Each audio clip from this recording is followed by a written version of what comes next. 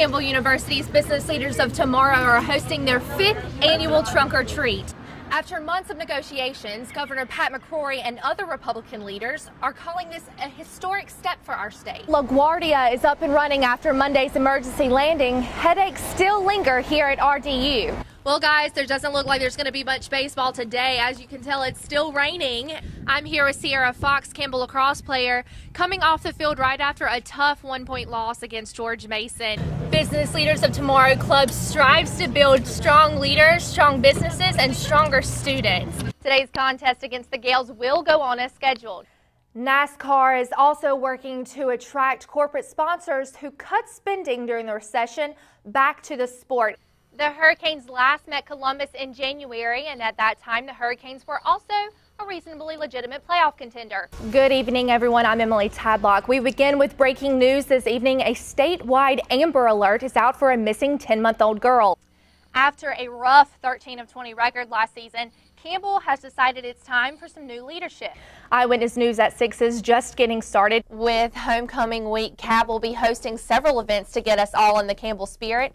Senior day at Campbell started out great, but unlike those graduating seniors, the Fighting Campbells failed to graduate from this game with a victory. A woman died when she slipped and fell off a dock on Lake Wiley. CMPD says the woman fell on some type of metal bars despite getting a slew of customer complaints and warranty repair claims. The documents posted on the National Highway Traffic Safety Administration's website today show another delay by GM in recalling vehicles. One name stands out after last night, T.J. Warren. Hundreds of folks continue making their way to the coast for the Beaufort pirate invasion. Now to the cool, damp weather, putting a washout on your Saturday. Thanks, Liz. New tonight, take a look at this tree here in Charlotte. It came crashing through Scott Mercer's roof this morning. Campbell put up a good fight back in the fourth, down by 7 after Brandon Hudson throws an off the back foot pass here to Jordan Hillgrist. And I'm Emily Tadlock. Have a wonderful hump day, and remember, keep it classy, Campbell Camels. There seems to be many mixed feelings about this new spending plan. Legislators say the plan would grow our state's economy, but opponents disagree.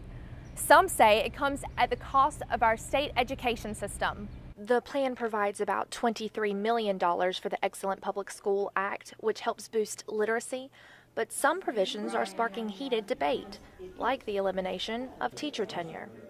Instead of guaranteed lifetime employment, their contracts would be renewed based on job performance. It would also provide school vouchers for private school tuition to help families under a certain income level. North Carolina Association of Educators President Rodney Ellis says he is outraged. Seems like this budget contains everything bad for public education, and at the end of the day, we are effectively seeing the beginning of the dismantling of public education in North Carolina, and it's a sad day in our history. The association says they plan to take legal action against the provisions in the budget if it's passed by lawmakers. Votes on the budget are expected tomorrow and Wednesday. In downtown Raleigh, Emily Tadlock, News 14 Carolina. It's springtime in the creek, and that can only mean one thing. It's time for some football. The Camels have started spring practices and are ready to go to work. Campbell had a tough 2013 season, only winning 3 of their 12 games. I sat down with Campbell coaches Duncan McLaurin and Landon Mariani to talk about how they're preparing for the upcoming season. Spring practice is really about fundamentals, and execution is always important, but just seeing guys get better day to day is really the thing I'm looking for, and guys really wanting to compete and possibly win a job. For the players that we have currently on the roster, we're really looking for improvement in the details, the fundamentals, and the techniques that they're doing. A lot of these guys got experience last year, and with us being a young football team, technique is going to be huge. I think that can take us from being, a good offense to a great offense.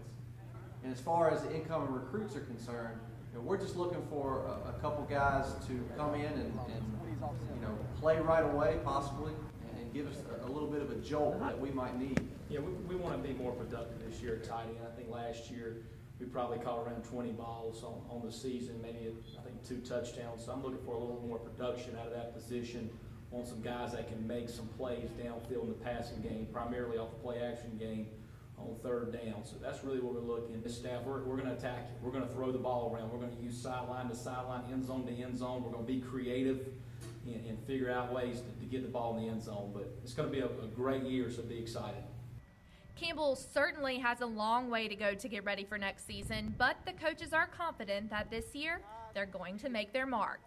The Camels take the field for their spring scrimmage on April 7th at 6 p.m. I'm Emily Tadlock reporting for Campbell Now News.